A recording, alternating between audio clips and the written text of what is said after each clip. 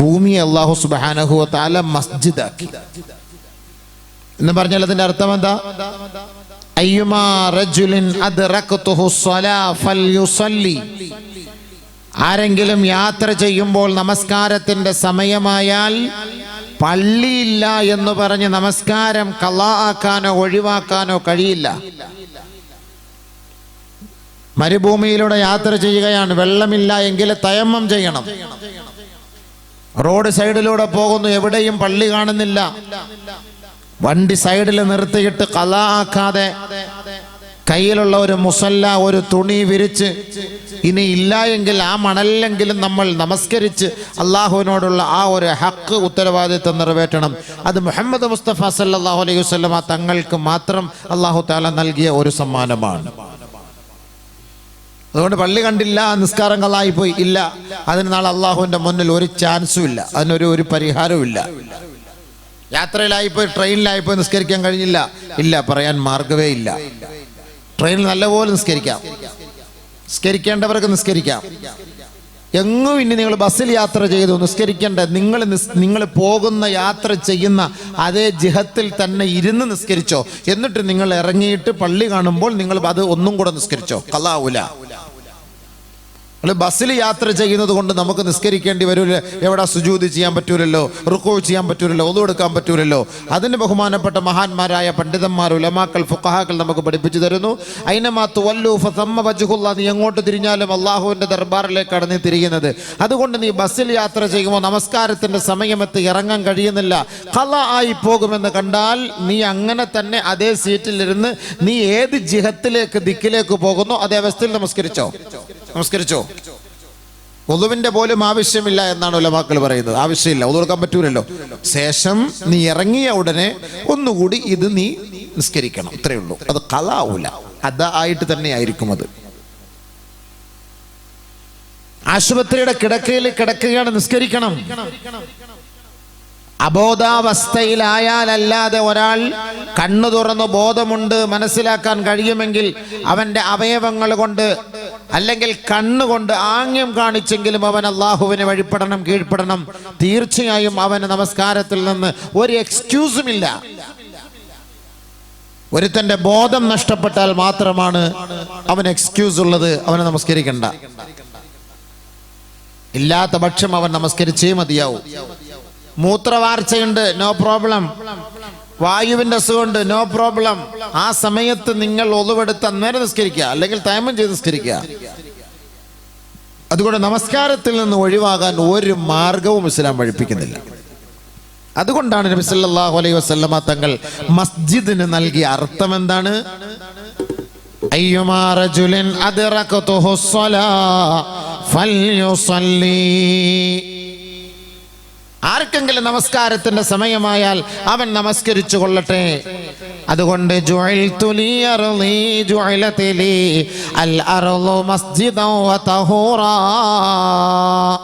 മസ്ജിദാക്കി അല്ലാഹു തആല ഈ ഭൂമി എനിക്ക് വിധാനിച്ചു തന്നു. മസ്ജിദാണ്. ഇപ്പൊ ശുദ്ധിയുള്ള ഭൂമിയിൽ, വൃത്തിയുള്ള ഭൂമിയിൽ നമ്മളൊരു തുണി വിരിച്ച് നിസ്കരിക്കണം.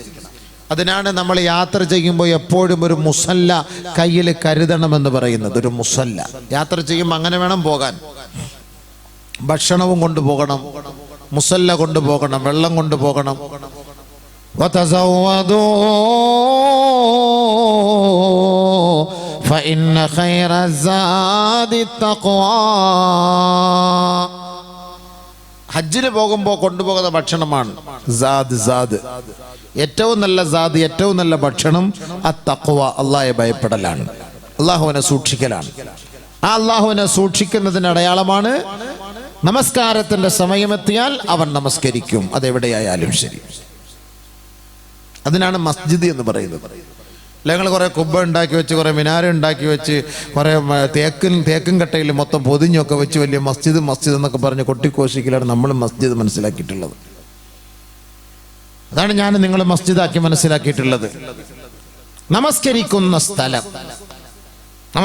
സ്ഥലം, അത് പള്ളിയാകട്ടെ, അത് റോഡാകട്ടെ, അത് മുറ്റമാകട്ടെ, അത് വീടിന്റെ ഉള്ളിലാകട്ടെ, നീ സുജൂദ് ചെയ്യുന്ന സ്ഥലം അത് പവിത്രമാണ്, പവിത്രമേറിയതാണ്. നബിയുനാ ഷഫീഉനാ റസൂലുള്ളാഹി സ്വല്ലല്ലാഹു അലൈഹി വസല്ലമ തങ്ങൾ പറയുകയാണ്, മാ മിൻ അബ്ദിൻ യസ്ജുദു ലില്ലാഹി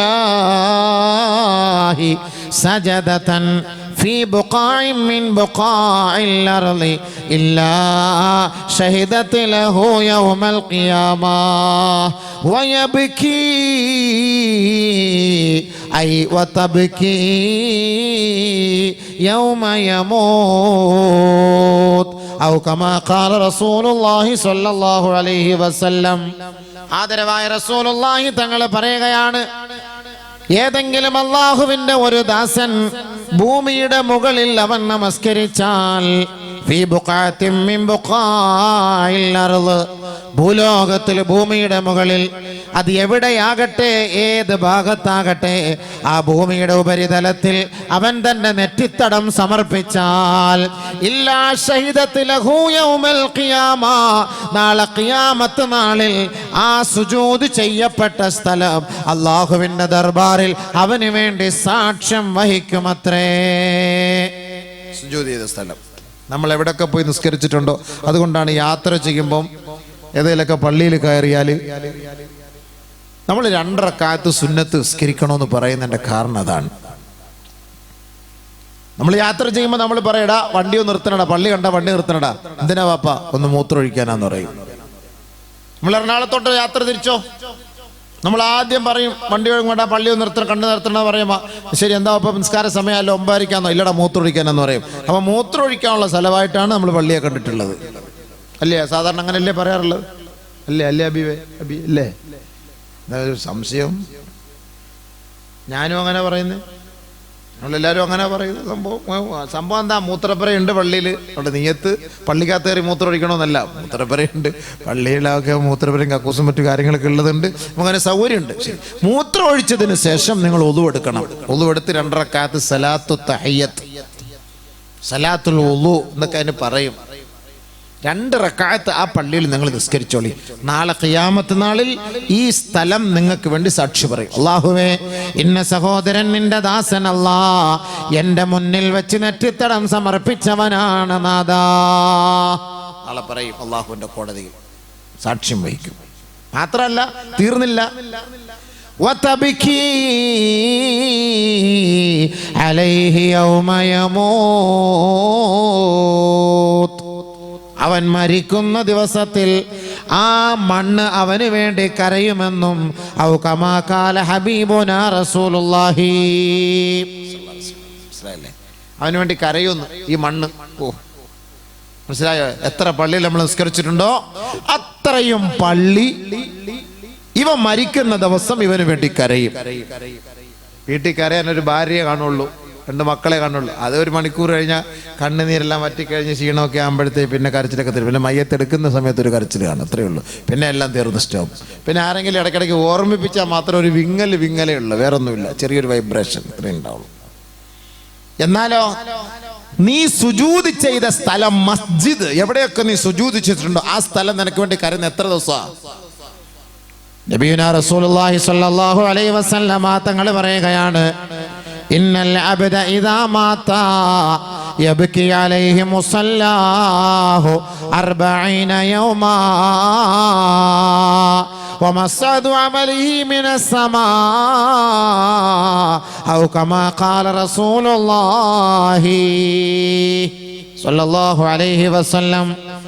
ഒരു ദാസൻ മരണപ്പെട്ടാൽ അദ്ദേഹം ഏത് പള്ളിയിൽ ഏത് ഭൂമിയുടെ മുകളിൽ നമസ്കരിച്ചിട്ടുണ്ടോ ആ സ്ഥലങ്ങളെല്ലാം അവന് വേണ്ടി 40 ദിവസം കരയുമെന്ന് ഹബീബുനാ റസൂലുള്ളാഹി. 40 ദിവസം. യബ്കി അലൈഹി മുസല്ലാഹു 40 യൗമാ,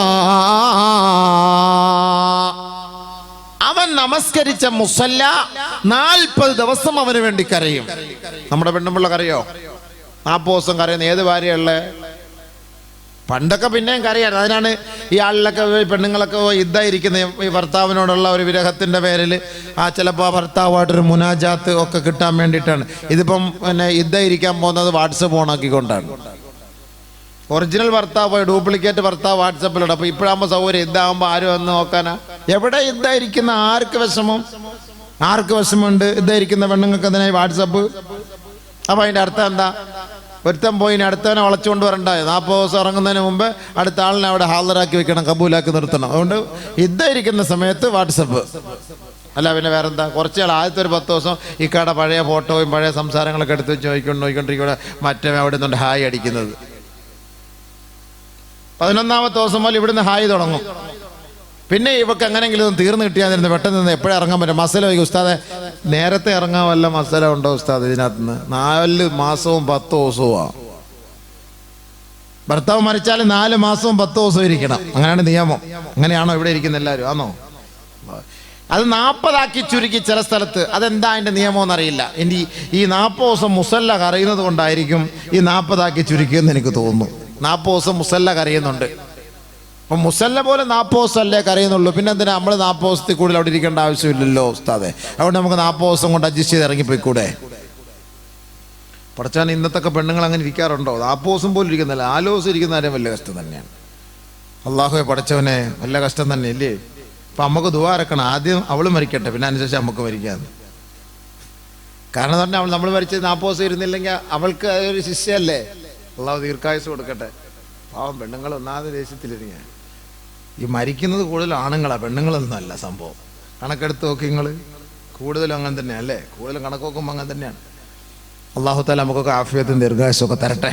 പക്ഷെ ആ നിയമം നമ്മൾ പാലിക്കണം സഹോദരിമാർ. നമ്മുടെ നിയമം നമ്മൾ പാലിക്കണം. തലാക്ക് ചൊല്ലിയാൽ ആ 3 ശുദ്ധിയുടെ കാലയളവ് ഇരിക്കണം. തലാക്ക് ചൊല്ലപ്പെട്ട ഒരു പെണ്ണ് അവന് വേണ്ടി ഞാൻ ഇതായിരിക്കണം, അവക്കാൻ അവന് ഇതല്ല, അവന് ഞാൻ കുന്തം കിട്ടിയ ഒരു കുത്തിയാണെങ്കിൽ വെച്ച് കൊടുക്കാം, അവന് ഇതായിരിക്കാം അവന് വേണ്ടിയിട്ട്. ഏത് പെണ്ണ ഇതായിരിക്കുന്നത്? നമ്മുടെ പള്ളികളിലൊക്കെ തലാക്ക് ചൊല്ലിയിട്ട് പോകുന്ന പെണ്ണുങ്ങൾ, ഈ പെണ്ണുങ്ങളെ ഉടനെ 2 ആഴ്ച കഴിഞ്ഞ് കല്യാണം ആലോചിച്ച് കല്യാണം കഴിപ്പിച്ചു കൊടുക്കാമെന്ന് എന്ത് നിയമം ഇത്? മനസ്സിലാകുന്നില്ല ഈ നിയമം. ഇത് എവിടുത്തെ നിയമം ഇത്? ഇതാര് പഠിപ്പിച്ചെടുക്കുന്നത്? കമ്മിറ്റിക്കാരെ കുറിച്ച് പുലൂസ് കിട്ടിയാൽ മതി. ഇത്ര കല്യാണം വേണം, ബൈ രാജാ ബൈ ആട് മാഞ്ചി തേക്കിയ ബൈ അല്ലാ ഇങ്ങോട്ട് വൈ കല്യാണം കഴിപ്പിച്ചെടുക്കാൻ ഞങ്ങൾ തയ്യാറാണ്. എന്ത് ഇസ്ലാമേശ്വരത്ത് ഉടനെ കമ്മിറ്റിക്കാർ മസല ഉസ്താദ് അവള് പഴിച്ചു പോലും ഉസ്താദ്. ആര് നിനക്കെന്തോണം അവള് പഴിച്ചു പോയാൽ? ഈ കമ്മിറ്റിക്കാർക്ക് എന്താ വലിയ വിഷമം പോലെ? നാട്ടിലുള്ള പെണ്ണുങ്ങന്മാർ പഴിച്ചു പോകാതിരിക്കാൻ ഇവരെന്തോ ഉണ്ട് ഇവിടെ പ്രൊട്ടക്ഷൻ കൊടുക്കാൻ പോന്നാ? ഇവർ പറയുന്ന വാക്ക നമ്മൾ ഈ പള്ളിയിൽ ഇരുന്ന അനുഭവം കൊണ്ടാണ് ഞാൻ ഈ പറയുന്നത് കേട്ടോ. നിങ്ങൾ വിചാരിക്കുന്ന ഈ പള്ളിക്കാരെല്ലാം പറയുന്നത് അങ്ങനെ ധരിച്ചു പോരുത്. ഈ അള്ളാഹുവിൻ്റെ ഭവനം പറയുമ്പോൾ കമ്മിറ്റിയും പള്ളിയും ഒക്കെ ചർച്ച വരുമ്പം ഈ പള്ളിയാന്ന് വിചാരിക്കല്ലേ നിങ്ങൾ ഒരിക്കലും. അങ്ങനെ ചിലപ്പം ധരിക്കുന്ന അങ്ങനെയാണ്, ഈ പള്ളിയിലെ ആൾക്കാരായിരിക്കും. ഞാൻ 22 വർഷം 23 വർഷം മഹല്ലിൽ ഖത്തീബായിട്ടിരുന്ന ആളാണ്. അപ്പോൾ എനിക്കെല്ലാം അറിയാം സംഭവം. ഓരോ മഹല്ലുകാരുടെ അവസ്ഥകളും കമ്മിറ്റിക്കാരുടെ അവസ്ഥകളും ഇതൊക്കെ നമുക്കറിയാം. അതത് സാഹചര്യം മനസ്സിലാക്കിക്കൊണ്ട് നമ്മൾ പറയുന്നതാണ് സംഭവം. അനുഭവമാണ് ഗുരു എന്ന് പറയുന്നത് പോലെ. അല്ല ഒരാളെയും കുറ്റം പറയാൻ നമുക്ക് അവകാശമേ ഇല്ല ഈ ലോകത്ത്. കാരണം ഞാൻ നല്ലവനല്ലല്ലോ, പിന്നെ ഞാൻ മറ്റാരെ കുറ്റം പറയാനാ? അങ്ങനെ നമുക്ക് കുറ്റം പറയാൻ അവകാശമില്ല. പൊതുവായിട്ടുള്ള അവസ്ഥകൾ പറയണം. അങ്ങനെ തെറ്റ് സംഭവിച്ചു പോകാൻ പാടില്ല. അത് തെറ്റുണ്ടാകാതിരിക്കാൻ വേണ്ടി പറയണം. ഇനിയെങ്കിലും സൂക്ഷിക്കാൻ വേണ്ടി പറയുന്നതാണ്. നമ്മൾ നമ്മുടെ ഭർത്താവിനെ വേർപിരിഞ്ഞു കഴിഞ്ഞു, തൊലാക്ക് ചൊല്ലിക്കഴിഞ്ഞു. ആ തൊലാക്കിന്റെ പേരിൽ ഇസ്ലാം പഠിപ്പിക്കുന്നത് നീ 3 മാസക്കാലത്തോളം നീ മാറി നിൽക്കണം. കല്യാണ ആലോചന പാടില്ല എന്നാണ്. ഗർഭിണിയായ പെണ്ണിനെയാണ് തലാക്ക് ചൊല്ലിയതെങ്കിൽ ആ ഗർഭിണിയായ പെണ്ണ് പ്രസവിക്കണം, അതുവരെ നോക്കി നിൽക്കണം. ഗർഭിണിയായ 1 മാസം കഴിഞ്ഞാണ് നിന്നെ തലാക്ക് ചൊല്ലിയതെങ്കിൽ 8 മാസം വരെ നീ കാത്തു നിൽക്കണം. നീ പ്രസവിച്ചു കഴിഞ്ഞാൽ പറ്റുള്ളൂ. ഈ 3 മാസമൊക്കെ നോക്കുന്ന ഇവര് പ്രസവിക്കുള്ളൂ, ഗർഭിണിയാണെന്നൊക്കെ അറിയാൻ വേണ്ടിയിട്ടാണ് ഇങ്ങനെയൊക്കെ 3 മാസവും 3 ശുദ്ധി വരെയൊക്കെ പറയുന്നത്. അപ്പോൾ ഒരു ഭർത്താവ് മരണപ്പെട്ടതുപോലെ തന്നെയാണ് ഭർത്താവിനെ വേർപിരിഞ്ഞു കഴിഞ്ഞാൽ ഇസ്ലാം പഠിപ്പിക്കുന്ന നിയമമാണ് പെണ്ണെ, നീ അത് സ്വീകരിക്കണം. നീ അത് സ്വീകരിക്കാതെ ഇതിന്റെ കാലാവധി തീരുന്നതിന് മുമ്പ് നീ ഒരു വിവാഹം കഴിക്കാൻ പോയാൽ അള്ളാഹുവിന്റെ കോടതിയിൽ നീ കുറ്റക്കാരിയാണ്, യാതൊരു സംശയമില്ല. പള്ളിയുടെ കോടതിയിലും നാട്ടുകാരുടെ കോടതിയുടെ മുന്നിൽ നിനക്ക് പ്രശ്നമില്ല, പക്ഷേ അള്ളാഹുവിന്റെ കോടതിയിൽ നീ കുറ്റക്കാരിയാകും. അതുകൊണ്ടാണ് ബഹുമാനമുള്ള സഹോദരങ്ങളെ, ഒരാൾ മരണപ്പെട്ടാൽ 4 മാസവും 10 ദിവസവും, ഒരു ഭർത്താവ് മരിച്ചാൽ 4 മാസവും 10 ദിവസവും. ഇപ്പൊ നമ്മുടെ വിഷയം അതല്ല. അതുകൊണ്ട് ആദരവായ റസൂലുള്ളാഹി സ്വല്ലല്ലാഹു അലൈഹി വസല്ലമ തങ്ങൾ പറയുകയാണ്, ഒരു സത്യവിശ്വാസിയോ വിശ്വാസിനിയോ മരണപ്പെട്ടാൽ ആ മനുഷ്യന് വേണ്ടി, ആ ദാസന് വേണ്ടി അവൻ ചെയ്ത സ്ഥലം, അവൻ സുജൂദ് ചെയ്ത സ്ഥലം 40 ദിവസം അല്ലാഹുവിനോട് കരഞ്ഞു ദുആ ചെയ്യുമത്രേ. ومسعد عمله من السماء അവൻ നമസ്കരിച്ചു കൊണ്ടിരിക്കുമ്പോൾ അവന്റെ നമസ്കാരവുമായി മാലാഖമാർ ആകാശ ലോകത്തേക്ക് ഉയരുന്ന ആ സ്ഥലങ്ങളെല്ലാം അവന് വേണ്ടി കരയുമെന്ന് നബിയുനാ റസൂലുള്ളാഹി സ്വല്ലല്ലാഹു അലൈഹി വസല്ലം വാക്കാണ്. നമ്മൾ നിസ്കരിച്ചു കൊണ്ടേ ഇരിക്കുമ്പം നമ്മുടെ നമസ്കാരവുമായിട്ട് മലക്കുകൾ ആകാശത്തേക്ക് പോകും. ആ പോകുന്ന വഴിയുണ്ടല്ലോ, ആ റൂട്ട്, ആ ബൈപ്പാസ്, അവരെല്ലാം കരയുമെന്ന്. ഈ ചങ്ങാതി മരിച്ചു പോയല്ലോ എന്ന് ആ റൂട്ട് തന്നെ കരയുമെന്ന് പറഞ്ഞത്. അതുകൊണ്ടാണ് നബിയുനാ റസൂലുള്ളാഹി തങ്ങളൊരു ഹദീസ് ഈ സന്ദർഭത്തിൽ ഞാൻ ഓർമ്മിപ്പിക്കുകയാണ്. ഇന്നൽ അബ്ദ ഇദാ സ്വല്ലാ ഫീ അവ്വലിൽ വഖ്തി സഅദത് ബിഹാ ഇല സമാ വലഹാ ലൗഉൻ വനൂർ. ആരെങ്കിലും പ്രഥമമായ സമയത്ത് നമസ്കരിച്ചാൽ ബാങ്ക് വിളിച്ച ഉടനെ ആ പ്രാരംഭ ഘട്ടത്തിൽ തന്നെ നമസ്കരിക്കണം. അതിന്റെ പ്രഥമ ഘട്ടത്തിൽ തന്നെ നമസ്കരിക്കണം. അങ്ങനെ അവ്വൽ വഖത്ത്, ആ വഖത്ത് തീരുന്നതിന് മുമ്പ് നമസ്കരിച്ചാൽ സഅദത് ബിഹാ ഇല സമാ, ആ നമസ്കാരവുമായി മാലാഖമാർ ആകാശ ലോകത്തേക്ക് ഉയരുമത്രേ. വലഹാ ലൗഉൻ വനൂർ, പ്രകാശമാനമായിരിക്കും ആ നമസ്കാരം. അതിങ്ങനെ കൊണ്ടുപോകുമ്പോൾ അടുത്ത് നിൽക്കുന്ന മലക്കുകളൊക്കെ ഭയങ്കര സന്തോഷത്തോടുകൂടി അവന് സ്വാഗതം ഓതുമെന്നാണ്. അതാണ് ഈ ആകാശ ലോകത്തേക്ക് കൊണ്ടുപോകുന്നത്. ഇതുവരെ സ്വർഗത്തിന്റെ വാതിൽക്കൽ എത്തി നിൽക്കുകയാണ്. ഈ നമസ്കാരം അവന് വേണ്ടി ശുപാർശ ചെയ്യുകയാണ്.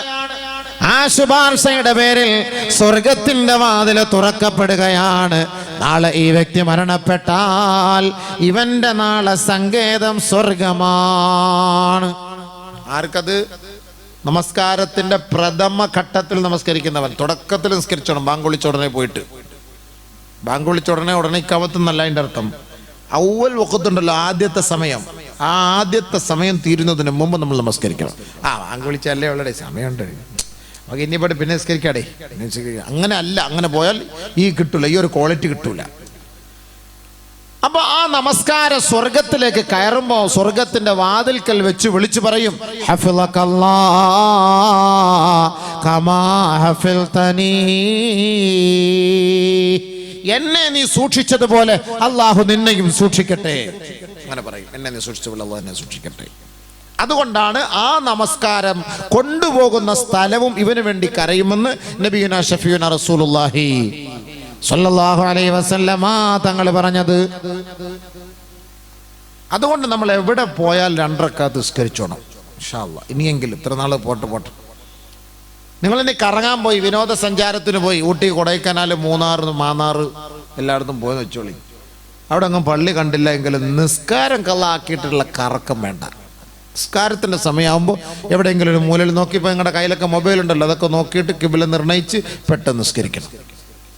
വെള്ളമില്ലെങ്കിൽ തയമ്മം ചെയ്ത് നിസ്കരിക്കണം, നിർബന്ധമാണ്. നിസ്കരിക്കാത്ത കറക്കമൊന്നും അല്ലാഹ്ക്ക് ഇഷ്ടമല്ല. നിസ്കരിക്കാത്ത കറക്കം അല്ലാഹ് ഇഷ്ടപ്പെടുന്നേ ഇല്ല. അതുകൊണ്ട് എൻ്റെ പൊന്നു സഹോദരങ്ങളെ, നിങ്ങളും സൂക്ഷിക്കണം, പുരുഷന്മാരെ സൂക്ഷിക്കണം. ഇപ്പോൾ ഈ അള്ളാഹുവിൻ്റെ ഭവനം എന്ന് വയ്ക്കുമ്പോൾ പെണ്ണുങ്ങൾ വിചാരിക്കുക, അള്ളാഹിൻ്റെ വല്ല പള്ളിയെക്കുറിച്ച് പറയല്ലേടി സൂറ, നമുക്കെന്തിനാടി പോകുന്നത്, നമുക്കുള്ള സമയം ഇരുന്ന് സീരിയൽ കാണാടി, അതെന്തിനാടി കള്ളാക്കുന്നത്, വെറുതെ ആവശ്യമില്ല. അത് പള്ളി കമ്മിറ്റിക്കാരെക്കുറിച്ചും കുറേ കളവന്മാരെ കുറിച്ച് ഉസ്താദ് പറഞ്ഞിട്ട് നമുക്കെന്താ. അങ്ങനെയാണ് നമ്മുടെ പെണ്ണുങ്ങൾ വിചാരിച്ചിരിക്കുന്നത്. ഇടി കിട്ടുമ്പോൾ അവക്കൂടെ ചേർത്ത ഇടി കിട്ടുന്നുള്ള കാര്യം. കാരണം അവളുടെ കെട്ടിയവനായിരിക്കും പള്ളി കമ്മിറ്റിക്കാരെ. ഇപ്പോൾ അയാൾക്ക് കിട്ടുന്ന ഇടിയുടെ അംശം ഇവക്ക് കൂടെ ഉണ്ടാവും, ഓഹരിയാണ്. അതിപ്പോൾ ഈ പ്രസംഗം കേട്ടിട്ട് എൻ്റെ പൊന്നു നിങ്ങൾ ഈ പണിക്ക് പോലെ എന്ന് പറയാൻ ഇവൾ ഈ പ്രസംഗം കേൾക്കൽ നിർബന്ധമാണ്. അവർ കേൾക്കണമല്ലോ ഇത് കേട്ടിട്ട്, ഇങ്ങനെയൊക്കെയാണ് ശിക്ഷ. അതുകൊണ്ട് എനിക്ക് നിങ്ങൾ നാളെ റഹ്മാനായ റബ്ബെ, നിങ്ങൾ നാളെ ആഖിറത്തിൽ അവിടെ കെട്ടിത്തൂങ്ങി കിടക്കുന്ന രംഗം എനിക്ക് കാണാൻ വയ്യ. അതുകൊണ്ട് എൻ്റെ പൊന്നു നിങ്ങളെ കൊണ്ട് അള്ളാഹെ ഭയപ്പെട്ടുകൊണ്ട് ഇതിൻ്റെ ഉത്തരവാദിത്തം വഹിക്കാൻ പറ്റുമെങ്കിൽ നിങ്ങൾ വഹിക്ക്, ഇല്ലെങ്കിൽ ദയവ് ചെയ്ത് ഇഞ്ഞ് മാറി നിൽക്കുക. അത് പറയിക്കണമെങ്കിൽ പെണ്ണുങ്ങളെ കൊണ്ടേ പറ്റുള്ളൂ. പിന്നെ സഹോദരിമാർ, പെണ്ണുങ്ങൾ, ഭാര്യമാർ പറയുന്നതല്ലേ കേൾക്കുള്ളൂ എന്ന് ഭർത്താക്കന്മാർ അവർ പറയുന്നതല്ലേ കേൾക്കുള്ളൂ. അങ്ങനത്തെ ഒരു അവസ്ഥയിലേക്ക് എത്തിയത് ഖിയാമത്ത് നാൾ അടയാളാണ്. ഭാര്യമാർ പറയുന്ന വാക്ക് ഭർത്താവ് കേൾക്കുന്ന ഒരു കാലഘട്ടം വന്നാൽ അത് ഖിയാമത്തിൻ്റെ അടയാളമാണ്. അതുകൊണ്ട് നബി സല്ലല്ലാഹു അലൈഹി വസല്ലം പണ്ടേ പറഞ്ഞിട്ടുണ്ട്, ഭാര്യമാരുടെ വാക്ക് കേൾക്കരുത്. ഞാൻ പറഞ്ഞ വാക്കല്ല, എന്നോട് ദേഷ്യപ്പെടല്ലേ, എൻ്റെ പൈസ ചോദിക്കുമ്പോൾ തരാതെ ഇരിക്കില്ലേ എൻ്റെ പൊന്നു പെങ്ങളെ. ആകപ്പാട് ഞങ്ങളെ വലിയ പ്രതീക്ഷിച്ച് ചങ്ങാതിമാർ, കൊച്ചു പിള്ളേർ 1000 രൂപ വെച്ച് ചോദിക്കണമെന്ന് പറഞ്ഞിട്ടുണ്ട്. പറയുമ്പം പറയണ്ടേ നമുക്ക് കാര്യങ്ങൾ. അലി റളിയല്ലാഹു അൻഹുവിനെ നോക്കി നബി സല്ലല്ലാഹു അലൈഹി വസല്ലമ തൻ്റെ പൊന്നുമോള് ഫാത്തിമ ബീവിയെ കല്യാണം കഴിപ്പിച്ചു കൊടുത്തല്ലോ. നബി സല്ലല്ലാഹു അലൈഹി വസല്ലമ തങ്ങൾ പറഞ്ഞ എന്താ അലിയോട്, പെണ്ണുങ്ങൾ പറയുന്ന വാക്കൊന്നും ഭാര്യമാർ പറയുന്ന വാക്കൊന്നും അലിയെ നീ കൂടുതൽ കേൾക്കൊന്നും വേണ്ട കേട്ടോ, അതിൽ നീ വശംബതയായി പോകരുത്. ഒരു ദിവസം അലി റളിയല്ലാഹു തആല അൻഹുവിനെ ഫാത്തിമ ബീവി പന കയറ്റി, അതുകൊണ്ട് ആ ഉണങ്ങിയ മടലിഞ്ഞു പറിച്ചെടുക്കാന്ന് പറഞ്ഞു. ഞാൻ മുകളിലോട്ട് കയറ്റി. അദ്ദേഹം മുകളിൽ കയറി ഉണങ്ങിയ മടലിൽ കയറി ഇങ്ങനെ പിടിച്ചു. ഫാത്തിമ പറഞ്ഞു, അയ്യോ അത് പിടിക്കല്ലേ, അത് പിടിക്കല്ലേ, അത് ഈ പിടിക്കല്ലേ, അത് ഉണങ്ങിയതാണേ ഇക്കാ, അത് ഈ പിടിക്കല്ലേ, എൻ്റെ പൊന്നുക്കാ പിടിക്കല്ലേ. അടന്ന് വീടും, താഴേക്ക് വീടും. അലി റളിയല്ലാഹു അൻഹു ചിന്തിച്ചു, നബി സല്ലല്ലാഹു അലൈഹി വസല്ലമ തങ്ങളെ പറഞ്ഞിട്ടുണ്ടല്ലോ ഭാര്യയുടെ വാക്കിന് എതിരായിട്ട് ചെയ്യാവൂന്ന്, അപ്പോൾ അതുകൊണ്ട് ഇതിൽ പിടിക്കുക തന്നെ ചെയ്യണം. നബി സല്ലല്ലാഹു അലൈഹി വസല്ലം പറഞ്ഞ വാക്കാണ്. അവൾ ഭാര്യമാർ പറയുന്ന വാക്കിന് എതിരായിട്ട് അക്സായിട്ട് ചെയ്യാവൂ, വിപരീതമായിട്ട് ചെയ്യാവൂ. അവൻ നബി സല്ലല്ലാഹു അലൈഹി വസല്ലം തങ്ങൾ പറഞ്ഞതിന് മുൻതൂക്കം കൊടുത്തു. ആ ഉണങ്ങിയ മടലിൽ പിടിച്ചു, അത് അടർന്നു താഴെ വീണു. കൂട്ടത്തിൽ വലിയ ഒരു കരിനാഗം, പാമ്പും കൂട്ടം ഉണ്ടായിരുന്നു. അതിനകത്ത് കയറി ചുറ്റിയിരുന്ന ആ സാധനം. ഭാര്യ അതിനകത്ത് പിടിക്കരുതെന്ന് പറഞ്ഞു. നബി സല്ലല്ലാഹു അലൈഹി വസല്ലം തങ്ങൾ അവക്കെതിരെ പ്രവർത്തിക്കാൻ പറഞ്ഞു. പിടിച്ചു. അതിൽ പിടിക്കാതെ പച്ചയിൽ പിടിച്ച് കയറിയിരുന്നുവെങ്കിൽ ആ കരിമൂർക്കൻ അലി റളിയല്ലാഹു അൻഹു കൊത്തുമായിരുന്നു. അതിനകത്ത് ഒളിച്ചിരുന്ന കരിമൂർക്കൻ അത് അടന്നു പോയപ്പോൾ ആ പാമ്പും താഴെ വീണു. ആര് പറഞ്ഞ വാക്കിനെ പോടെ സ്ഥാനം? നബി തങ്ങൾ പറഞ്ഞ വെറുതെയാ? നബി സല്ലല്ലാഹു അലൈഹി വസല്ലം തങ്ങൾ പറഞ്ഞത് വെറുതെയാണോ? അല്ല. പെണ്ണുങ്ങൾക്കൊരു സ്വഭാവം, നമ്മൾ വണ്ടി എടുത്തിട്ട് ഇപ്പൊക്കെ വണ്ടി എടുത്തിട്ട് പോലൊക്ക ഇന്നലെ അപകടം കണ്ട് ഇന്ന് അപകടം നിന്ന് അപ്പോഴേ വണ്ടി എടുത്ത് പോയേക്കണം. പേടിച്ച് നീ പോവാതിരുന്ന വേറെ വണ്ടി വന്ന് നിന്നെ ഇടിക്കും, അത് ഉറപ്പാണ്. അതെ, സംശയമില്ല. നമ്മൾ വിചാരിക്കുക ഞങ്ങൾ വണ്ടി എടുത്ത് പോയാലുള്ള അപകടം ഉണ്ടാവുള്ളൂ എന്ന്. വീട്ടിൽ ഇരുന്നാൽ എന്താ അവിടെ ഉണ്ടാവില്ല. എത്രയോ പേര് വീട്ടിൽ വന്നിട്ട് ഈ സാധാ മുക്കിൽ കടയിൽ പോയിട്ട് പപ്പടം വാങ്ങാൻ അങ്ങോട്ട് പോകുമ്പം ബൈക്ക്, ഓരോരുത്തന്മാർ ബൈക്ക് പിന്നെ മലക്കുൽ മൗത്ത് പോകുന്നതിൻ്റെ സ്പീഡിനേക്കാൾ വരുന്നത് 3-4 പേരെയും വെച്ചുണ്ട്. എന്താ പോക്ക് പഠിച്ചോന്. അത് മതിയല്ലോ, എൻ്റെ സൈഡിൽ നിന്നാൽ മതിയല്ലോ, കാറ്റടിച്ചാൽ മതിയല്ലോ നീ വടിയാവാന്. അപ്പം വീട്ടിൽ നിന്ന് പപ്പടം വാങ്ങാമെന്ന് ഇറങ്ങിയതേ ഉള്ളൂ. എത്രയോ സംഭവങ്ങളുണ്ട്. രാവിലെ അവൾ പറഞ്ഞത് ഇക്കാ പോവല്ലേ ഇക്കാ, നിന്റെ വാക്ക് കേട്ട് ഞാൻ പോവാതിരുന്നു തന്നെ ഇപ്പൊ തന്നെ സംഭവിച്ച കണ്ട. അങ്ങോട്ട് 2 കാലിൽ നടന്നുപോയി, തിരിച്ച് പപ്പടമായിട്ട് 1.5 കാലിൽ കയറി വരുന്ന സംഭവം. നിന്റെ വാക്ക് കേട്ടതായി കുഴപ്പം. നിബിതങ്ങൾ പറഞ്ഞ വാക്കല്ല, ഞാനിങ്ങനെ ഒരു നർമ്മത്തോടുകൂടി പറയുന്നെങ്കിലും അള്ളാഹു റസൂൽ പറഞ്ഞ വാക്കല്ലേ എന്നും പറഞ്ഞ് പറ്റേ അവളെ അങ്ങോട്ട് തടയണ്ട കേട്ടോ. നമ്മൾ പറ്റി അങ്ങോട്ട് തടയണ്ട. ചില വാക്കുകളൊക്കെ നമ്മൾ സൂക്ഷിക്കണം, ഇത്രയുള്ളൂ. ചില കാര്യങ്ങളൊക്കെ നമ്മൾ സൂക്ഷിക്കണം, അത് നമ്മൾ ശ്രദ്ധിച്ചാൽ മതി. അതല്ലാതെ പറ്റ ഭാര്യ പറയുന്ന ഒന്നും സ്വീകരിക്കാതെ അങ്ങനെ അങ്ങോട്ട് വിടുക എന്നുള്ളതല്ല അതിൻ്റെ അർത്ഥം. ഖദീജ റളിയല്ലാഹു തആല അൻഹയെ കുറിച്ച് നബിയുനാ റസൂലുള്ളാഹി സ്വല്ലല്ലാഹു അലൈഹി വസല്ലമ തങ്ങൾ ആയിഷ ബീവിയോട് പറയുമ്പോൾ ആയിഷ ബീവി റളിയല്ലാഹു തആല അൻഹ ദേഷ്യപ്പെടുമായിരുന്നു. അങ്ങനെ ദേഷ്യപ്പെടുമ്പോൾ നബി സല്ലല്ലാഹു അലൈഹി വസല്ലമ തങ്ങൾ ആയിഷ ബീവിക്കൊന്നും വകവെച്ചു കൊടുക്കില്ല. പിന്നെ അങ്ങോട്ട് കൂട്ടി പറഞ്ഞുകൊണ്ടേയിരിക്കും. പിന്നെയും കുറച്ചുകൂടെ അങ്ങോട്ട് കൂട്ടും, അങ്ങോട്ട് പറച്ചില്. ഇപ്പൊ ആയിഷ ബീവി തന്നെ മനസ്സിലാക്കും, ഞാൻ പറഞ്ഞാന്ന് കേൾക്കുന്ന ലക്ഷണമൊന്നുമില്ല, അതിനേക്കാൾ നല്ല മിണ്ടായിരിക്കുന്നത് തന്നെയാണ് ഖൈർ. പിന്നെ മിണ്ടൂല. ഖദീജ റളിയല്ലാഹു തആല അന്നയെ കുറിച്ച് പറയുന്നത് ആയിഷ ബീവിക്ക് ഇഷ്ടപ്പെടില്ല. ആയിഷ ബീവിക്ക് എന്നല്ല, അന്നത്തെ വികലമായ ചിന്താഗതി അത് അവർക്കല്ല. ഇന്നത്തെ നമ്മുടെ പെണ്ണുങ്ങൾക്ക് ഉണ്ടല്ലോ. മറ്റൊരു പെണ്ണിനെ കുറിച്ച് പറയുന്നത് നമ്മുടെ പെണ്ണുങ്ങൾക്ക് പിടിക്കൂല. വേറൊരു ഭാര്യയെ കുറിച്ച് നമ്മുടെ ഭാര്യയുടെ അടുത്ത് പറഞ്ഞാൽ പിടിക്കുമോ? അങ്ങനെ പിടിക്കൂല. അതാണ് എന്നതുപോലെ തന്നെയാണ് ഖദീജ റളിയല്ലാഹു അൻഹയെ കുറിച്ച് പറഞ്ഞത് ആയിഷ. പക്ഷെ എന്നാലും ആയിഷ ബിയുടെ വാക്ക് കേൾക്കാൻ നബി തങ്ങൾ ഇഷ്ടമല്ല, തിരിച്ചങ്ങോട്ട് അടിച്ചു കൊടുക്കും. സ്നേഹത്തിനൊരു കുറവും വരുത്തൂല കേട്ടോ, അത് വേറെ. സ്നേഹത്തിന് ഒരു കുറവും അല്ലാഹുവിൻ്റെ റസൂൽ ആയിഷ റളിയല്ലാഹു തആല അൻഹയോട് കാട്ടിയിട്ടേ ഇല്ല. സല്ലല്ലാഹു അലൈഹി വസല്ലമ തങ്ങളുടെ 12 ഭാര്യമാരിൽ ഹബീബുനാ റസൂലുള്ളാഹി തങ്ങൾക്ക് കന്യകയായിട്ടുള്ളത് ആയിഷ ബീവിയാണ്, ആയിഷ റളിയല്ലാഹു തആല അൻഹ. അപ്പോൾ അതുകൊണ്ട് നബി സല്ലല്ലാഹു അലൈഹി വസല്ലമ തങ്ങൾ പറഞ്ഞു, എനിക്ക് എല്ലാ ഭക്ഷണത്തെക്കാളും സരീദ് എന്ന് പറയുന്ന ഒരു സൈസ് മാംസത്താലുള്ള ഒരു ഭക്ഷണമുണ്ട്, അതിനാണ് എനിക്ക് ഏറ്റവും വലിയ ഇഷ്ടം. അതേപോലെയാണ് എല്ലാ ഭാര്യമാരെക്കാളും എനിക്ക് ആയിഷയോടുള്ള ഇഷ്ടം അതേപോലെയാണ് എന്ന് നബി സല്ലല്ലാഹു അലൈഹി വസല്ലം തങ്ങൾ പ്രത്യേകമായിട്ട് പറഞ്ഞിട്ടുണ്ട്. എന്നിട്ട് അല്ലാഹു റസൂൽ പറഞ്ഞ വാക്കാണ് ഖൈറു നിസാഇ അഹ്ലിൽ ജന്ന ഖദീജ. സ്വർഗത്തിലെ ശ്രേഷ്ഠയായ വനിതകൾ അത് ഖദീജയാണെന്ന് അല്ലാഹു റസൂൽ പറഞ്ഞെങ്കിൽ ആയിഷ റളിയല്ലാഹു തആല അൻഹ പറഞ്ഞതിനെല്ലാം വിപരീതമായി നബിയുനാ റസൂലുള്ളാഹി തങ്ങൾ തിരിച്ചടിക്കുമായിരുന്നു. എന്നാലോ സ്നേഹത്തിനോ കുടുംബജീവിതത്തിനോ ഒരു കുറവും വരുത്തിയിട്ടില്ല. പെട്ടെന്ന് ചിരിക്കുകയും സോപ്പിടുകയൊക്കെ ചെയ്യും. നബി തങ്ങളുടെ ശൈലി എങ്ങനെയാണ്? നമ്മൾ ദേഷ്യപ്പെട്ടൊരു ഒടുക്കത്തെ ദേഷ്യം, പിന്നെ പരിസരത്ത് പോലും പോകില്ല. അവൾ വേണമെങ്കിൽ ഇങ്ങോട്ട് വരട്ടെ എന്നായിരിക്കും. അത് നല്ലതാണ്. വരുമോ ഇല്ലയോ എന്നറിയാം, നമുക്കൊന്ന് നോക്കൊന്ന് പരീക്ഷിച്ച് നോക്കാം. പണ്ടൊക്കെ വരുമായിരുന്നു, ഇപ്പം വരൂല. കാരണം എന്താ, ഇല്ല ഇജ്ജക്കൊണ്ട് എന്താ ഫായതയുള്ള. ഇവിടെ വേറെ ഇഷ്ടം പോലെ ആൾക്കാർ നമുക്ക് സമാധാനം സാന്ത്വനം തരാനുണ്ട്. അതൊക്കെ പണ്ട് പെണ്ണുങ്ങളെ വെറുപ്പിക്കാനും നിൽക്കണ്ട, സോപ്പിട്ട് നിന്നോ സംഭവം. എല്ലാം ഇറങ്ങി ഇവിടെ മുസ്ലിയാരുടെ പെണ്ണും പിള്ളേരെ വിളിച്ചു കൊടുന്നു. എന്തോ സഹിക്കാൻ പറ്റും, സഹിക്കാൻ വയ്യാതെ പേടിയായി. ഇപ്പോൾ വാതിന് പോകാൻ തന്നെ നമുക്ക്. പിന്നെ അല്ലാതെ നമ്മളിപ്പോൾ പോയി കഴിഞ്ഞാൽ തിരിച്ച് ആളവിടെ ഉണ്ടോ ഇല്ലോ നമുക്ക് അറിയില്ലല്ലോ സംഭവം. ഇപ്പോൾ ഒളിച്ചോട്ടം ഇതെന്താ ഒളിച്ചോടുന്ന എന്തോ ഒരു പ്രത്യേക രസം പോലെയാന്ന് തോന്നുന്നു സംഭവം. ഒളിച്ചോടുന്ന രസം പോലെയാന്ന് അങ്ങനെ ആയിരിക്കും. ഇന്നത്തെ ഹിജ്റ എന്ന് കേട്ടിട്ടേ ഉള്ളൂ സംഭവം. ആ മൊയ്ലിയാർ പാവ വാട്സപ്പിനകത്ത് എന്ത് വിഷമത്തോടെ പറഞ്ഞു, എൻ്റെ പെണ്ണുമ്പോൾ എൻ്റെ പൊന്നാരും മോനും കൊണ്ടുപോയി. അല്ല ഇതെവിടെ സംഭവം, എന്താ കഷ്ടം ഒന്ന് ആലോചിച്ചോ. കഷ്ടം. പള്ളിയിലൊക്കെ കിടന്ന മുസ്ലിയാക്കന്മാരുന്ന് കഷ്ടപ്പെട്ട് ചെറിയ ശമ്പളവും വാങ്ങി, അള്ളാഹുവേ വ്യാഴാഴ്ച വീട്ടിലേക്ക് പോകുമ്പോൾ മസാല ദോശയും മേടിച്ചുകൊണ്ട് പോകും തിന്നാൻ. പോകുമ്പോൾ ഓളവിടെ കാണൂല, സംഭവം പോയി ഓട്ടോറിക്ഷക്കാരൻ്റെ കൂടെ. മസാല ദോശ ഒറ്റയ്ക്കായിരുന്നു അവിടെ തിന്നുക. എല്ലാവരും എന്ത് ചെയ്യുക ഹാല അങ്ങനെ അവസ്ഥ. അത്രയ്ക്ക് എന്താ ഈ അതപ്പോൾ തന്നെ എന്ത് കൊണ്ടായി ഈ ഒളിച്ചോടി ഓടുന്ന എന്താന്ന് ഒരു പിടുത്തവും കിട്ടുന്നില്ല പഠിച്ചവനറപ്പ്. ഇതെന്താ രസമോ, എന്ത് സംഭവിച്ചെന്നറിയില്ല.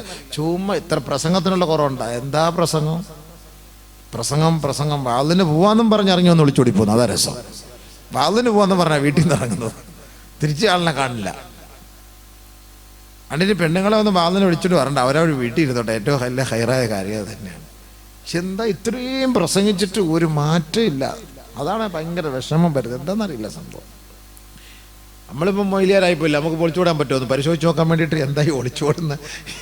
ഇത് ഒളിച്ചോടി നോക്കിയാൽ പരിശീലിക്കുക. ഇത് എന്താ സംഭവം എന്നറിയാൻ വേണ്ടിയിട്ട് ഒളിച്ചോടാൻ പറ്റും. ഇപ്പം അമ്മക്ക് പോയിട്ട് എന്താ സംഭവം അറിയില്ല. അള്ളാഹു അല്ല, ഇത്ര പ്രസംഗം കേട്ടിട്ട് ആളിങ്ങനെ അങ്ങോട്ട് പോയിക്കൊണ്ടിരിക്കുക. പോക്കിനൊരു കുറവില്ല. അതാരും തരുന്ന ഈ മിഠായി കിട്ടായി ഒന്നും വാങ്ങി കഴിക്കരുത്. ആരെങ്കിലുമൊക്കെ പുറത്തുനിന്നൊക്കെ കൊണ്ടുതരുന്ന അപരിചിതരായ ആളുകൾ തരുന്ന ഭക്ഷണം, അതിനകത്തൊക്കെ ചില ഹിക്മത്തുകളൊക്കെ പ്രയോഗിച്ച് ചെയ്യാം. അങ്ങനെയൊക്കെ ഉലമാക്കൾ പറഞ്ഞിട്ടുണ്ട്. അപ്പോൾ അതിൻ്റെ പേരിലൊക്കെ ചിലപ്പം സ്വാഭാവികമായിട്ട് വീണു പോകാം. അതുകൊണ്ട് അങ്ങനെയുള്ള സാധനമൊന്നും തിന്നരുത്. I love you my Darly എന്നൊക്കെ പറഞ്ഞിട്ട് വലിയ ബിസ്ക്കറ്റ് കൊണ്ട് തരുമ്പോൾ അത് മുക്കാ കണ്ട റോഹിംഗ്യയിൽ കിടന്ന് പട്ടിണി കിടന്ന് വന്ന് തിന്നുന്ന പോലെയാണ് തിന്നുന്നത്. പിന്നെ അവൻ പറയുന്ന വഴിയിലേ ഇവള് സഞ്ചരിക്കുകയുള്ളൂ. സാധനം അതിനകത്തകത്തായിപ്പോയി സംഭവം. പിന്നെ എത്ര ഹദീസ് ഓതിയിട്ടും കാര്യമില്ല, ആയത്തെക്കുറിച്ച് ഓതിയിട്ടും കാര്യമില്ല സംഭവം. അതൊക്കെ ഒന്ന് സൂക്ഷിച്ചോ, നല്ലത്. ആവശ്യമില്ലാത്ത ആരും തരുന്ന മിഠായി ഒന്നും കാര്യം. സ്കൂളിലൊക്കെ പോകുന്ന കുട്ടികൾക്കൊക്കെ കൂട്ടുകാരികൾ സ്കൂളിൽ നിന്നൊക്കെ കൊടുക്കുന്ന മിഠായികളൊന്നും വാങ്ങി തിന്നാൻ സമ്മതിക്കല്ലേ. കുട്ടികളുടെ അടുത്തൊക്കെ പറയണം, അത് വീട്ടിലേക്ക് കൊണ്ടുതരാൻ പറയണം. കൊണ്ടുവന്നിട്ട് നിങ്ങളത് വാങ്ങിയേക്കണം, അത് കൊടുക്കരുത്. വെറുതെ പറഞ്ഞൊന്നുമല്ല സംഭവം. ഇതൊക്കെ വലിയ ഹിക്മത്തുകളാണ്. ഇതൊക്കെ നിങ്ങൾ അതിനകത്തൊക്കെ ഇച്ചിരി ആയത്തൊക്കെ ഓതി പോകുന്ന പോലെ വേറെ ആൾക്കാർ അവരുടേതായ ആയത്തുകളൊക്കെ ഉണ്ട് സംഭവം. ശൈത്താൻ അള്ളാഹ് അങ്ങനെ ഒരു കഴിവ് കൊടുത്തിട്ടുണ്ടല്ലോ. ശൈത്താൻ അങ്ങനെ അള്ളാഹ് കഴിവ് കൊടുത്തിട്ടുണ്ട്. അതങ്ങനെ ഹദീസ് ആയത്തുകളൊക്കെ ഉണ്ട്. അപ്പോൾ അതിലേക്ക് നമ്മൾ കടക്കുന്നില്ല. അപ്പോൾ അതുകൊണ്ട് നമ്മളതൊന്ന് സൂക്ഷിക്കുന്നില്ല. എനിക്ക് തോന്നുന്നു അങ്ങനെയൊക്കെ ആയിരിക്കാം ഈ പെൺകുട്ടികളൊക്കെ പോകുന്നത്. അതല്ലെങ്കിൽ ഇത്രയും നല്ല ചന്തയുള്ള മുഞ്ചുള്ള പെണ്ണ് ഇങ്ങനെയൊക്കെ ഇറങ്ങിപ്പോകുന്നത്. അത് ഈ പോകുന്നതിൻ്റെ സൈസ ഒരുമാതിരി ആക്രിയുടെ കോലത്തിൽ ഒരു തുരുമ്പ് പിടിച്ച സാധനങ്ങളൊക്കെ ഇതൊക്കെ ഇരിക്കുന്ന കണ്ടിട്ട് വണ്ടിയുടെ മൽകാട് തുരുമ്പ് പിടിച്ചിരിക്കുന്ന പോലത്തെ സാധനം. എൻ്റെ കണ്ണൊക്കെ തിളിട്ട് മൂന്നാം പാത്തി കഴിഞ്ഞ് കവർന്നാന്ന് എഴുന്നേറ്റ് വന്ന പോലത്തെ സാധനം. ഇവളെ കണ്ടാലോ സ്വർഗത്തിലെ ഹൂർലിയെ പോലുള്ള സാധനം. എങ്ങനെ യോജിക്കും അള്ളാഹുവെ, പടച്ചവനെ അലുവായി മത്തിക്കറിയും പോലെ. എങ്ങനെ ഇത് യോജിക്കുമെന്ന് പറയാം. എങ്ങനെ യോജിക്കും, എങ്ങനെ ഇവക്ക് എന്തത് ഇത്ര ഇഷ്ടപ്പെടുന്നതെന്നുള്ള നമുക്ക് മനസ്സിലാകുന്നില്ല റഹ്മാനെ. ഒരു പിടുത്തവും ഇല്ല സംഭവം. ഇല്ലേ അങ്ങനെയല്ല. നമ്മൾ ഫോട്ടോ കാണുമ്പോൾ അങ്ങനെ കാണുന്ന സംഭവം. അള്ളാഹു ഫോട്ടോ കാണുമ്പോൾ നമ്മൾ കാണുന്ന അങ്ങനെയാണ്. അള്ളാഹു ഇതേ നമുക്കറിയുള്ളൂ സംഭവം. എന്താ എൻ്റെ ഹഖീഖത്ത് അള്ളാഹു സംഭവം അങ്ങനെ തന്നെയാണ്. ഹൈർ പോകുന്നേ പണ്ടാരം നല്ല ഒരെണ്ണത്തിനോട് പോകും, അതുമില്ല. അതല്ലേ ഇത് രസം. എല്ലാം നോക്കുന്നത് മൊത്തം അങ്ങനെ തന്നെയാണ് സാധനം. ഹൈർ അള്ളാഹു നമ്മുടെ മക്കളെയൊക്കെ കാത്തു രക്ഷിക്കട്ടെ. എപ്പോഴും നമ്മൾ അള്ളാഹുവിനോട് ദുആ ചെയ്യണം. എപ്പോഴും ദുആ ചെയ്യണം. ദുആ അല്ലാതെ മറ്റു മാർഗ്ഗമില്ല. ആത്മാർത്ഥമായുള്ള ദുആ ആണ്. ദുനിയാവിലും ആഖിറത്തിൽ നമ്മുടെ മക്കൾ നമ്മളിൽ നിന്ന് പിഴച്ചു പോലെ തീർന്നു. നഊദു ബില്ലാഹ്. അള്ളാഹു കാത്തു രക്ഷിക്കട്ടെ. അള്ളാഹു മുഅഖിബാത്തുകളായ മലക്കുകളെ കൊണ്ട് അവരെ സംരക്ഷിക്കുമാറാകട്ടെ, അവരെ സഹായിക്കുമാറാകട്ടെ. അൽഹംദുലില്ലാഹ്, അതാണ് നമുക്ക് വേണ്ടത്. നമ്മുടെ വിഷയത്തിലേക്ക് വാ. അപ്പോൾ അതുകൊണ്ട് ബഹുമാനമുള്ള സഹോദരങ്ങളെ, നമസ്കാരം നമ്മൾ നിലനിർത്തണേ. ആ നമസ്കരിക്കുന്ന സ്ഥലങ്ങളെല്ലാം നമുക്ക് വേണ്ടി നാളെ ദുആ ചെയ്യും. നബിയുനാ ശഫീഉനാ റസൂലുള്ളാഹി സ്വല്ലല്ലാഹു അലൈഹി വസല്ലമ തങ്ങൾ പറയുകയാണ്, അൽ മസ്ജിദു ബൈതു കുല്ലി തഖീ. ഓരോ സത്യവിശ്വാസിയായ മതബോധമുള്ള മതഭക്തനായ ഭയഭക്തിയായ സത്യവിശ്വാസിയുടെ സങ്കേതമാണ് മസ്ജിദ്. അല്ലാഹുവിന്റെ ഭവനം എന്ന് പറഞ്ഞാൽ ബൈത്തു കുല്ലി തഖി, അല്ലാഹയെ ഭയപ്പെടുന്നവന്റെ ഭവനമാണ്, സങ്കേതമാണ്, വീടാണ്. അതാണ് അല്ലാഹുവിന്റെ മസ്ജിദ് എന്ന് പറയുന്നത്. ഇന്നൽ മസാജിദ തുളീഉ ലിഅഹ്ലി സമാ കമാ തുളീഉ നുജൂമു സമാഇ ലിഅഹ്ലിൽ അർളി ഔ കമാ ഖാല റസൂലുള്ളാഹി. ആദരവായ റസൂലുള്ളാഹി സ്വല്ലല്ലാഹു അലൈഹി വസല്ലമ തങ്ങൾ പറയുകയാണ്, ഭൂമുഖത്തുള്ള മസ്ജിദുകളുണ്ടല്ലോ, ഈ ഭൂമിയിലുള്ള മസാജിദുകളുണ്ടല്ലോ, തുളീഉ ലിഅഹ്ലി സമാ, ആകാശത്തുള്ള മാലാകമാർക്ക് വെളിച്ചം പകർന്നു കൊടുക്കുന്നു അത്രേ. ഇതേപോലെ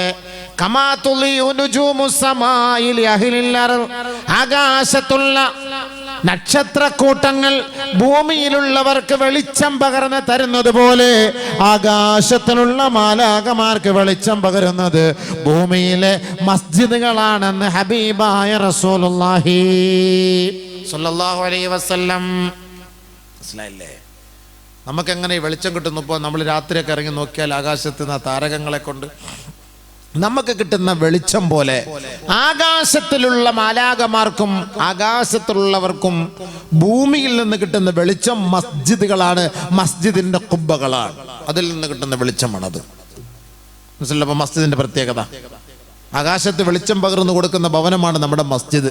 നമുക്ക് നോക്കുമ്പോൾ ജലന്തി വല പിടിച്ചിട്ട് അതൊന്നും തുടയ്ക്കാനും എടുക്കാനും പോലും ഒരു മനുഷ്യയില്ല. അതാണ് ആകാശത്ത് വെളിച്ചം പകർന്നു. അള്ളാന്റെ വീടിനോടുള്ള ഉത്തരവാദിത്തം ഞാനും നിങ്ങളും. മുസല്ലയിലെ പൊടിയൊന്നും നീക്കം ചെയ്യാൻ നമ്മളെ കൊണ്ട് കഴിയുന്നില്ലല്ലോ. പള്ളിയിലൊക്കെ പോയി നോക്കൂ, ഓരോ പള്ളികളിലെ മുസല്ല പായി കീറിയിട്ട് ആളുകൾ നടന്നു പോകുമ്പോൾ തട്ടി വീഴുകയാണ്. അതിൽ തട്ടിയിട്ട് വീഴുന്നു. അതൊന്നും എടുത്ത് മാറ്റിയിട്ട് പുതിയൊരു പാ വാങ്ങിയിടാൻ ഒരു മനുഷ്യനില്ല. അതവൻ ചിന്തിക്കണം. ഇതൊക്കെ ഈ പള്ളി നാളെ പ്രാഗോ റബ്ബിന്റെ മുന്നിൽ. കാരണം ആകാശത്ത് വെളിച്ചം പകർന്നു കൊടുക്കേണ്ട ടോർച്ചാണിത്. ആ പള്ളിയുടെ ആന്തരികമായ അവസ്ഥയാണ് നമ്മൾ ഈ കാണുന്നത്. ചിന്തിച്ചു നോക്ക്, ആരാണ് ഇതിനെ സംരക്ഷിക്കുന്നത്? ആരാണ് ഇതിന്റെ ഉത്തരവാദികൾ? നബിയുനാ ശഫീഉനാ റസൂലുള്ളാഹി സ്വല്ലല്ലാഹു അലൈഹി വസല്ലം തങ്ങൾ പറയുകയാണ്, ഫൽയകുൻ ബൈതഹു മസ്ജിദാ.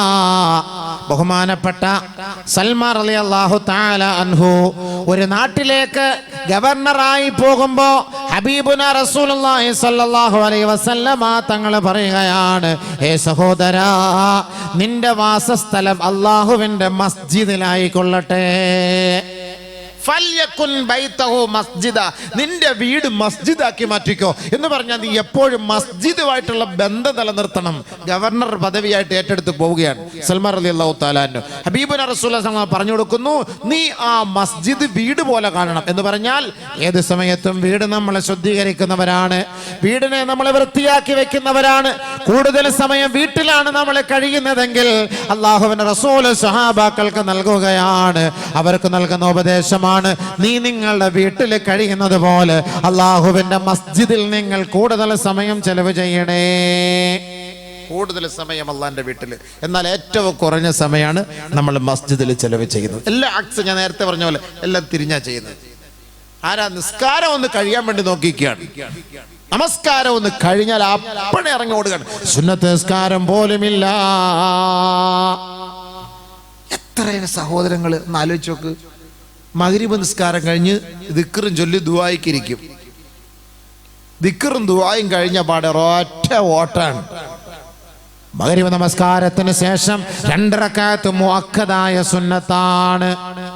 ആര് നിസ്കരിക്കുന്നു? ഇശാ നമസ്കാരത്തിന് ശേഷം 2 റക്അത്ത് മുഅക്കദായ സുന്നത്താണ്. സുബ്ഹി നമസ്കാരത്തിന് മുമ്പ് 2 റക്അത്ത് മുഅക്കദായ സുന്നത്താണ്. ളുഹർ നമസ്കാരത്തിന് മുമ്പ് 4 റക്അത്ത് മുഅക്കദായ സുന്നത്താണ്. ളുഹർ നമസ്കാരത്തിന് ശേഷം 2 റക്അത്ത് മുഅക്കദായ സുന്നത്താണ്. എന്ന് പറഞ്ഞാൽ വാജിബിനോട് അടുത്ത സുന്നത്താണിത്. ഇത് നിർവഹിച്ചില്ലെങ്കിൽ നിങ്ങളത് ഖളാ വീട്ടുകെങ്കിലും ചെയ്യണം. അതുകൊണ്ടാണ് അല്ലാഹുവിന്റെ റസൂൽ സല്ലല്ലാഹു അലൈഹി വസല്ലം തങ്ങൾ പറഞ്ഞത് 12 റക്അത്ത് കൊണ്ട് നിങ്ങൾ എന്നെ സഹായിച്ചാൽ ഞാൻ നാളെ സ്വർഗം കൊണ്ട് നിങ്ങളെ സഹായിക്കാം. 12 റക്അത്ത് സുന്നത്ത് നമസ്കാരം കൊണ്ട് ഏതൊരു സഹോദരൻ എന്നെ സഹായിക്കുന്നുവോ, ഏതൊരു സഹോദരി എന്നെ സഹായിക്കുന്നുവോ, അൽമനു ലഹും ബിൽ ജന്ന, അവർക്ക് ഞാൻ സ്വർഗം കൊണ്ട് ജാമ്യം നിൽക്കാം. സുബഹിക്ക് മുമ്പുള്ള 2 റക്അത്ത് നമസ്കാരം, ളുഹറിന് മുമ്പുള്ള 4 റക്അത്ത് നമസ്കാരം, ളുഹറിന് ശേഷം 2 റക്അത്ത് നമസ്കാരം, മഗ്രിബിന് ശേഷം 2 റക്അത്ത് നമസ്കാരം, ഇശാഇന് ശേഷം 2 റക്അത്ത് നമസ്കാരം. ഈ 12 റക്അത്ത് നമസ്കാരം നിങ്ങൾ നിർവഹിച്ചാൽ നാളെ സ്വർഗം കൊണ്ട് നിങ്ങൾക്ക് ഞാൻ സാക്ഷ്യം വഹിക്കാമെന്ന് ഔ കമാ ഖാല റസൂലുള്ളാഹി. എവിടെ നിസ്കരിക്കുന്നു? ഞാൻ എത്രയോ പള്ളി നിസ്കരിക്കാൻ പോകുന്നു, നിസ്കാരം ഫർള് നിസ്കാരം കഴിഞ്ഞു അപ്പോഴേ പമ്പ് അടക്കുന്ന ആളുകൾ. ഞാനൊക്കെ പള്ളിയിലെ ഉസ്താദന്മാരുടെ ഞാൻ പറയും, ഉസ്താദേ നിങ്ങൾ ഇത്രയും സമയം ഇവിടെ ദിക്ർ ചൊല്ലിപ്പിച്ച് ദ്വാരപ്പിച്ച് വിട്ട് ആളുകളെല്ലാം എഴുന്നേറ്റ് പോയി. ഈ മഗ്രിബ് നിസ്കാരത്തിന് ശേഷമുള്ള മുഅക്കദായ സുന്നത്ത് നിസ്കരിച്ചോ എന്ന് അവരോടൊന്ന് ചോദിച്ചോ. ഇശാ നിസ്കാരം വിത്ർ നിസ്കരിക്കാതെ കിടന്നുറങ്ങുന്നു. വിത്ർ നബിയുനാ റസൂലുള്ളാഹി തങ്ങൾ പറയുകയാണ്, മല്ലം യൂതിർ ഫലൈസ മിന്നാ,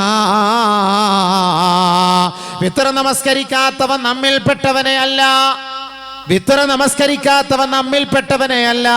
ഇശാ നമസ്കാരം കഴിഞ്ഞ് 2 റക്അത്ത് സുന്നത്ത് കഴിഞ്ഞ് 3 റക്അത്ത് നിങ്ങൾ വിത്ർ നമസ്കരിക്കണേ. ആ വിത്ർ നമസ്കരിക്കാത്തവൻ നമ്മിൽപ്പെട്ടവനെ അല്ല എന്ന് ഹബീബുനാ റസൂലുള്ളാഹി സ്വല്ലല്ലാഹു അലൈഹി വസല്ലം